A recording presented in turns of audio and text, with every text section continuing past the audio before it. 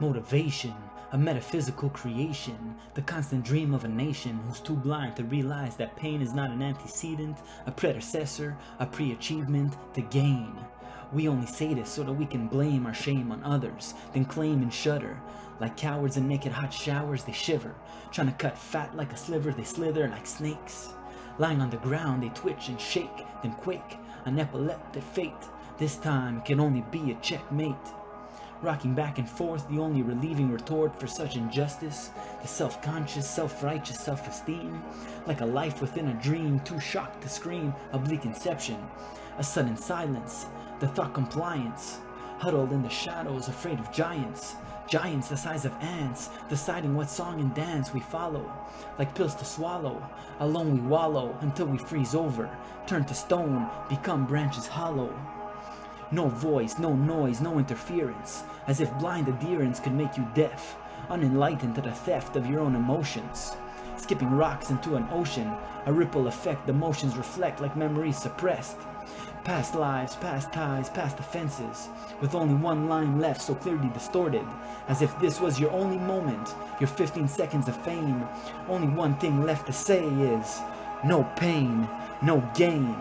This clarity being an unavoidable tragedy, like an unforeseen enemy.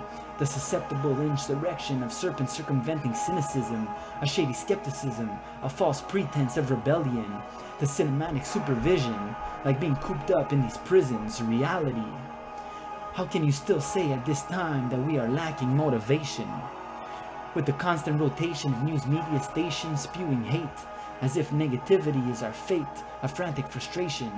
Fake news with late dues and torn shoes just trying to pay the bills. Like cheap thrills, our free will is gone, leaving predetermined destiny with every dawn. So who's the enemy when the light inside is fond, famed and fallen, forged by fires of fears forgotten? A pilgrimage of predestined possibilities to potential positivity of the soul. A place thus lived and fought, a device that cannot be bought, understanding. Opening our hearts to thoughts enchanting.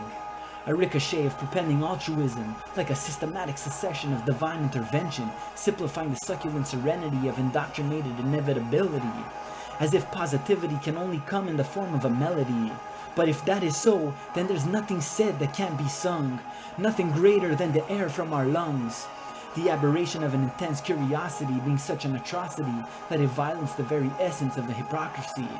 We crawl in the dark, looking for answers, illusions flashing like cancers, neon lights bringing on seizures, blinded by the light like reapers. But this realization is but a mere figment of our imaginations. Our voices, though, must be a source of inspiration, our actions reversing this constant degradation. Only when the time comes we can be a source of hope, ready to wash the sins away like soap, ready to help others untie those ropes. Planned to hang like nooses, ready to make excuses. Only in this game is the victor who loses. You may claim it's an impossible contradiction, an unimaginable paradox, but you wouldn't tell that to someone trapped inside that box we call a coffin. For it just happens so often that we can't control it. Injecting healing remedies, attempting coping strategies like guerrilla war tactics, when we just can't admit that the fact is, motivation is not a mere desire for some form of reason. It's the very essence of having someone or something to believe in. You may at this point ask, why would someone even need this? Life is not a game. But isn't it strange how one can only appreciate pleasure gained after recognizing pain?